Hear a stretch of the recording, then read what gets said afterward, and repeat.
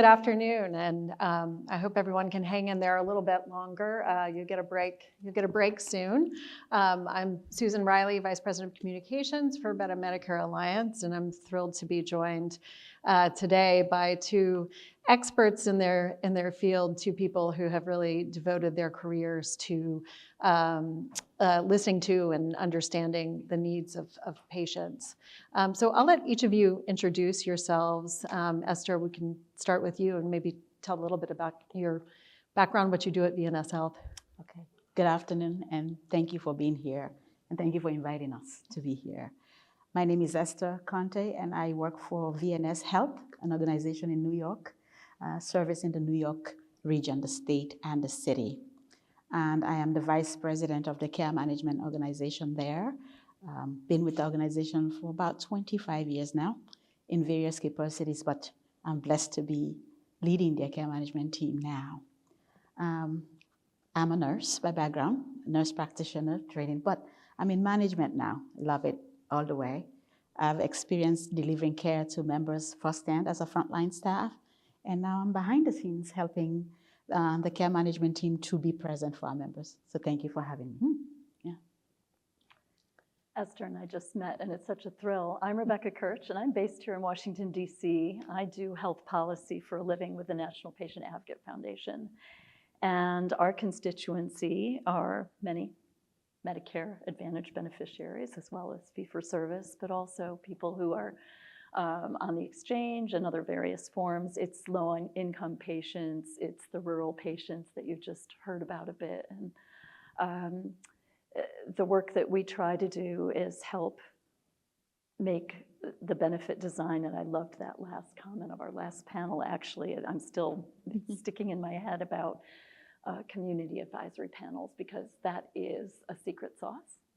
Everything about plan design and everything else works better when you involve patients and caregivers in helping support the care that they need instead of what we might presume that they want. Right. Great. So our conversation today, we're going to sort of focus on strengthening the value, accessibility, and responsiveness to consumers. And Rebecca, I'll start with you just to level set a bit before we get started. We often hear the terms patient-centered care and person-centered care. They're used often interchangeably. How do you distinguish between those terms? And do you think it's important to make that distinction? It used to be a fall on my sword issue for me to say person-centered. Patient-centered is kind of the shorthand to say it's people with a serious illness or some sort of circumstance that's requiring them to be in the health system. The distinction that I do think still is important in terms of how we think about the way benefits are designed, the way that care happens, the way that quality accountability is measured. Person-centered means that you're seeing beyond the patient's experience in a clinical setting to concentrate on what is it that makes them them, what is it that they need, the constellation of concerns that they may have swirling in their head while they're having clinical care. So being person-centered means to recognize that beyond the four walls of any clinical setting or hospital setting or nursing home setting, this human being is a person who may have family, a dog, no one, we don't really know. So the opportunities for thinking holistically about who they are and how we can support them in benefit design and in guiding them through a system that's labyrinthian. That's the distinction, I think. Yeah. Esther, you began your career in home health and then later became a nurse, and you've spent years on the front lines of care delivery. Can you share what you think are some of the core tenets of person-centered care? Well, really, it's at the core of listening to that individual and their needs, including the fabric that they consider that is important in their lives. Preferences in their lives. We cannot deliver the care, or we cannot create a person-centered service plan without thinking about who we are serving, whose needs we're trying to address. And I know that our members, I call them members because in our plan, they are members, so I know that they've been addressing their needs and telling us what's important to them, and they want to be the drivers of that care. They want to take the lead. And we should be supporting them. We should be surrounding them with what is important to them and hopefully helping, making recommendations that will inform their care in a more positive way. So, yeah. I think, hearing you talk about, this patient-centered or person-centered care, helps to inform the patient. It lets them be in the driver's seat. And to me, I think that's one of the best outcomes of the whole paradigm of a person-centered care, is that that person becomes an active participant in their care journey.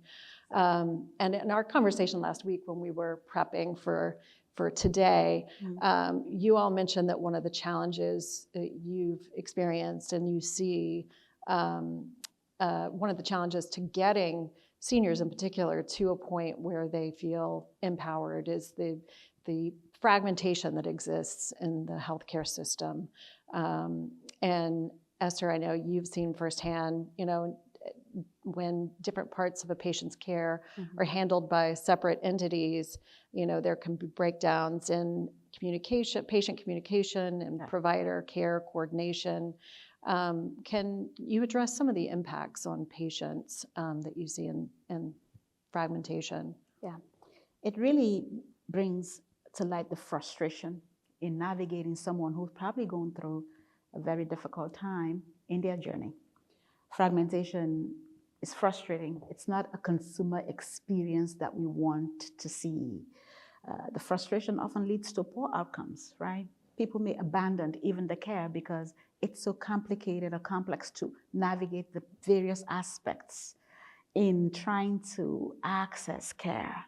So for me and our team in New York, a care management team, our goal is to try to address the fragmentation, having a single point of contact to help tailor those potential gaps that may frustrate someone or turn them away from the system. When you are trying to get to your primary physician or your specialist or your lab data or someone who's managing in the care team and you just can't understand who handles what, even within the insurance space, Medicare Advantage versus someone Medicaid versus CBO versus health disparities in terms of closing gaps in care. It's complicated. And when someone is going through a crisis state, this is not the time to be frustrated on top of that. So fragmentation is critical for us to address, for us to make sure we provide that access, that point of contact in the form of a care navigator or care manager. That would help address that and hopefully eliminate some of those challenges. Yeah, and I think, Medicare, this is an area where Medicare Advantage has really made an impact. You're not seeing the volume-based, fragmented care that you sometimes see in fee-for-service Medicare. And I think by design, Medicare Advantage is more integrated and more outcomes focused. Rebecca, as a patient advocate, what impact does this more holistic approach to patient care mean for seniors and people with disabilities, and how do you see Medicare Advantage further integrating care that addresses not only medical needs, but also mental, financial, social well-being, and sort of breaking down some of those silos? Esther hit the nail on the head talking about having a person, because even where there's integrated care, and we all know that value-based care and Medicare Advantage is clearly gaining popularity because it helps to be part of who is that person that's my central core, my general contractor to help me through. At the same token, I think everyone is conditioned to talk only about their condition. And again, not the constellation of concerns swirling around what it means to face a complex chronic illness, no matter your coverage. So I think the best way really to answer this is to talk just very briefly about my husband's experience. He had end-stage renal disease. He was a Medicare beneficiary and commercially insured as well. So that was my Medigap plan, as I had commercial insurance through my employer. He also had neurological issues. because of prior authorization, other things that happened along the way that interfered with him getting the care he needed. So to have to wade your way through as body part by body part, because it was brain, it was physicality, because he was disabled, it was kidneys. I did his hemodialysis 6 days a week at home on top of a full-time job. And nowhere in the system is there the opportunity to think about the role that caregivers play as this unquantified fee-for-service that we pay as the beneficiaries. So when we think about opportunities for better coordinating what care can look like in the future and bringing patients and caregivers to the table to help us design what that would look like, I think many would be surprised to learn that it's not about fee-for-service and give me everything you've got. My husband, he died last year, and he was one of those beneficiaries where the last 6 months were the highest dollars paid. That we probably didn't want, but he was young enough, and we have young kids, that he wanted to do all he could to stay here. But there are plenty of people who want to feel heard and understood first. And so the opportunities to incorporate those patient and caregiver reported outcomes into how we think about accountability and value-based payment reform, and even benefit design. Communication for practitioners, for health systems, it should be a priority. It's a learned skill. It's not bedside manner.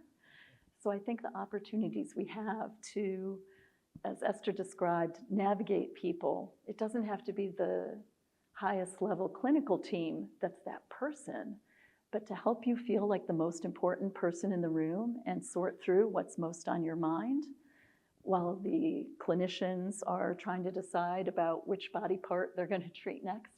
I think that's where we're headed in terms of patient demand, driving care change in that direction. Thank you, and thank you for sharing your story. I just thinking about social determinants of health and the non-medical factors that play a huge role in patient outcomes, especially for those with complex health needs.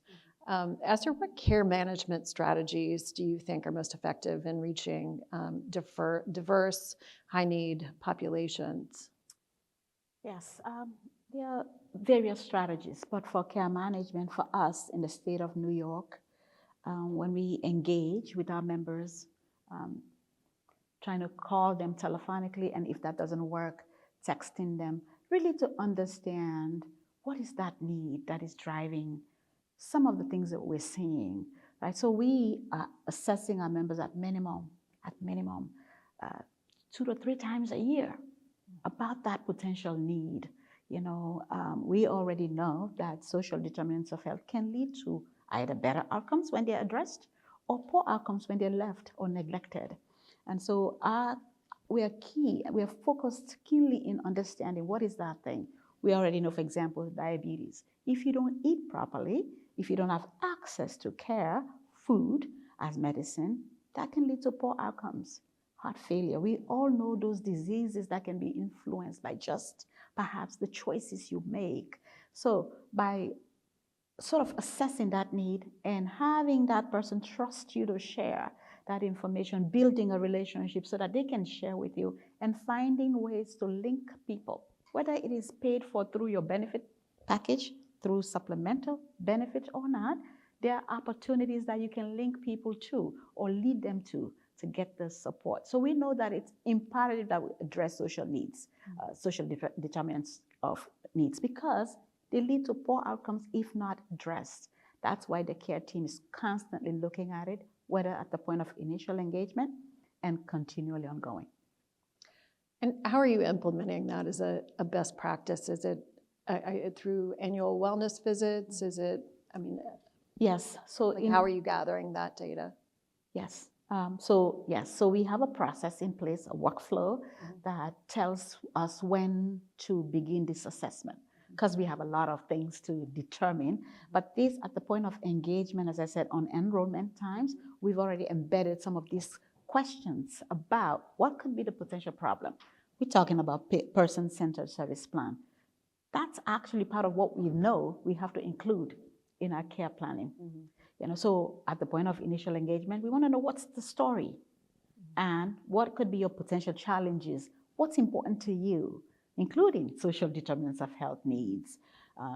Then at the welcome call time, when care management is actually engaging with you, and sometime in the quarter or every month as we engage with you, our tools embed questions around social determinants of health needs, transportation, access to care, food, as medicine, and other challenges like even family dynamics, the home environment.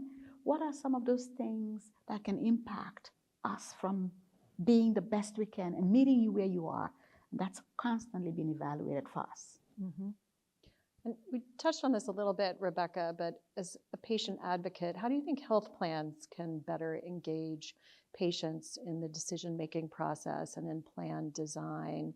Do you have any sort of ideas that you might put forth for better engagement that helps ensure I do have ideas. that helps their care align with their values and preferences? I think one of my colleague Rebecca Angove and I, she's at the Patient Advocate Foundation, we're the advocacy affiliate.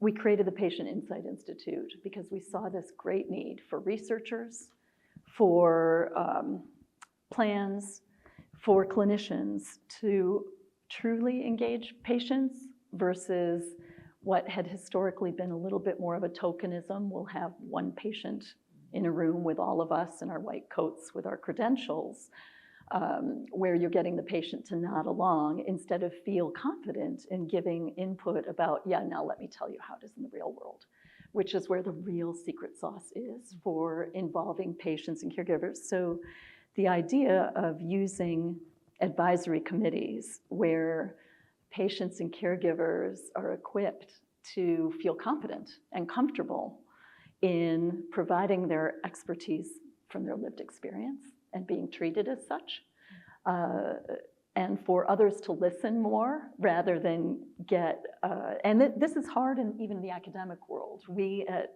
the Patient Insight Institute are populating many different stakeholder groups of patients as advisors on academic studies, huge clinical trials, where they're really driving better directions for how patient-reported outcomes happen that really matter instead of what's investigator-initiated. So the opportunity to reach out to those who have already a treasure trove of a constituency of the underrepresented populations who live in rural areas, who are low income, those who typically are not in the room where these things happen. That's actually an infrastructure that exists as a partnership, and I think on the earlier panel, that opportunity is ripe and ready for everybody. My biggest fear is that plans say, oh, we've got this, we'll provide this navigation service. There's no trust in doing it that way, because the fear is, of course, if the plan is the navigator, that's not something that develops the relationship that Esther has described as so pivotal to getting patients involved and talking about what they need. And the opportunity simply to learn, how do we assess social risk sensitively and appropriately and normalize it? People are loath to answer questions about their income, but if you say most of my patients have experienced challenges with financial worry once they get a diagnosis, is that something that's on your mind? Just a simple flip of the script to normalize the situation of these social risks is an essential opportunity that gets missed if you don't have patients in the room to help guide you. And how do we do this wisely and well so that we all get to a common understanding of need? Yeah.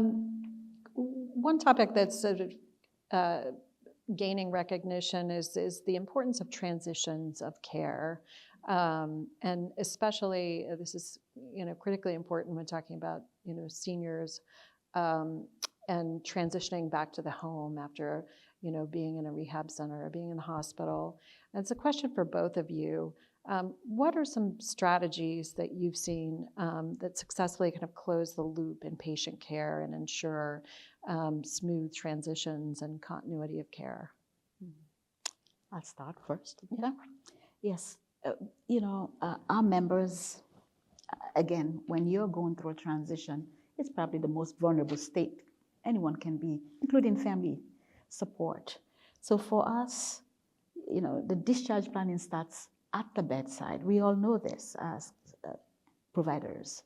But because it helps to begin to think about what could be the need at the point of discharge. What would be the best setting for that individual? And what are the things that are missing and that can prevent another reoccurrence, a readmission, for example? So transitions of care, of course, the goals are to keep people away from hospitals to have another reoccurrence. And when you have the care team responsive from the beginning and to learn from those things that trigger that event and put interventions that would address that need earlier on, early intervention, I say, would really help address some of those potential reoccurrence or readmissions. We know that an admission is very expensive. And it's really just not about the cost of it, but the toll to the human, to the person who's going through this difficulty. And so for us, transitions of care is geared to help us hopefully prevent another reoccurrence, but by making sure that we're addressing those things that even triggered it. And we have a specialized team and working with the partners, physicians, again, having that point of contact to communicate for the member during this time and putting the story together so that all are informed. The discharge planning information often is difficult to even get. And so helping us, the care team, to understand that all of these potential fragments, they need to come together for this member to prevent another person, another admission, if you will, is important. Do you both see, how do you see the role of Medicare Advantage supplemental benefits in supporting some of these transitions of care?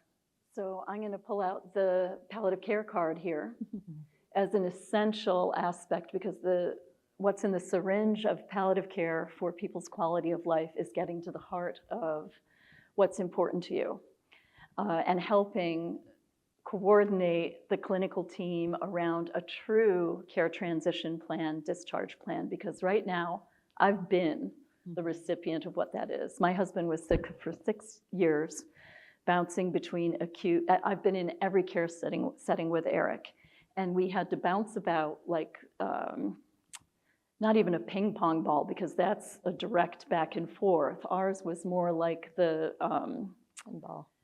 thank you, the pinball, exactly. The pinball machine, bumper to bumper, between rehab, long-term care, acute inpatient, outpatient rehab, all over, and back home again. And there was no roadmap or opportunity for any of what we would hope. And if palliative care as a team isn't involved in that first transition to help get around family goals and get the clinical team around, we're missing a huge opportunity for getting everybody on the same page. So I would say as a no-brainer, the opportunity there to really embed it as a standard of care, the way that it should and must be, and the evidence shows, makes a big difference for patients, families.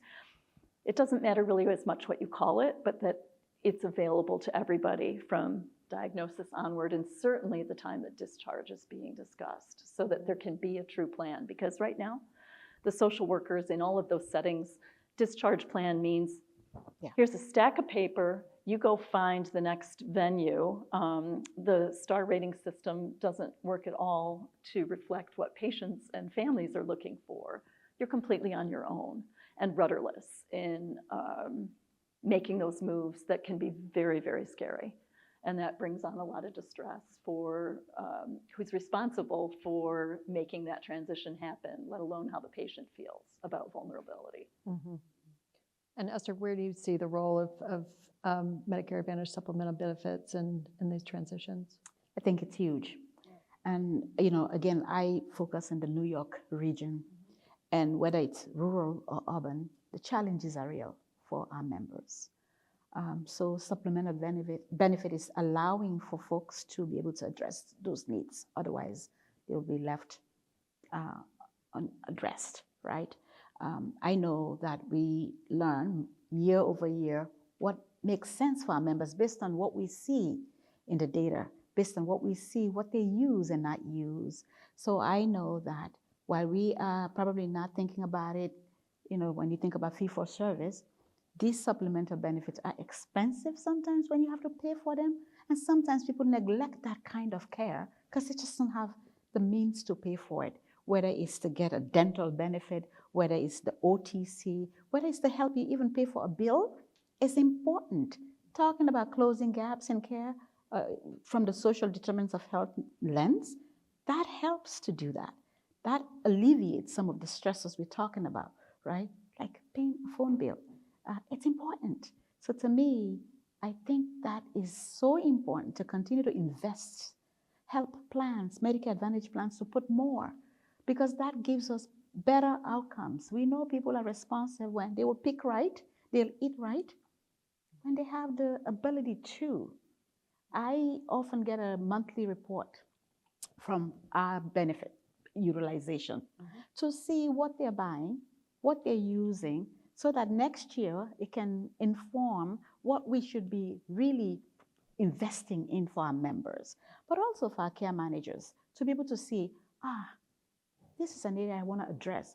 Poor choices in the benefit package, but flexibility also is important for our members, right? They need to have the flexibility and the access. If you put a supplemental benefit that is not accessible, it's of no use. They're not using it. So you have to understand what people like and what they use and how to get it to them with ease. And what are some of the trends you're seeing? We've only got a few minutes, but curious about what some of the trends you're seeing in utilization of supplemental benefits. Yes, the biggest ones I see around food is the option to buy fresh foods, for example.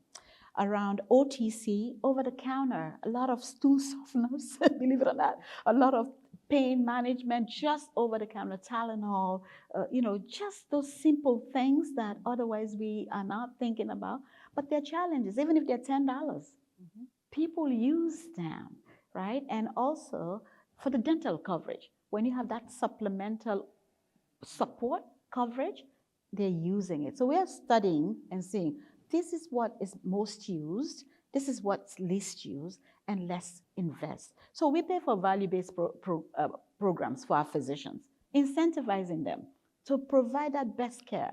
We do that too for our members, supplemental benefits to say, maybe if we promote this, if they give them more access, they'll use it to their advantage, and so maybe we can keep them out of the hospital. Oh, that's very interesting. Just final question broadly, Rebecca and Esther, what steps do you think the Medicare Advantage community, providers, plans, and advocates too, can take to create a system of continuous improvement and help ensure that the program remains valuable and accessible to consumers over the long term? If I were to wave a magic wand around what could really matter right now, it would, beyond replicating Esther everywhere, it would be to create a needs navigation benefit that is provided as that person that helps with the social risk evaluation and helping find the community-based organizations, the other opportunities that could become a condition of participation, really. Embedded in every health system, as we've done with other areas of disease-directed treatment, that guiding hand to help people know about their needs and honor them beyond simply their disease-directed treatment, to help support what they need when they need it. And truly, for us, the investments into programs, right? We know what they need. We know the challenges. We know the potential issues that can arise. But let's put the right investments, support the plans or the programs, community-based organizations, to closing gaps in care. Restrictions may not help us, but if we look at what works, when we invest in the population the right way, we'll get the best outcomes. Well, with that, I think we're just about at time, but I'm so grateful to both of you for your perspectives and expertise, and hope to continue the conversations. Appreciate it. Thank you so much. Thank you. Thank you.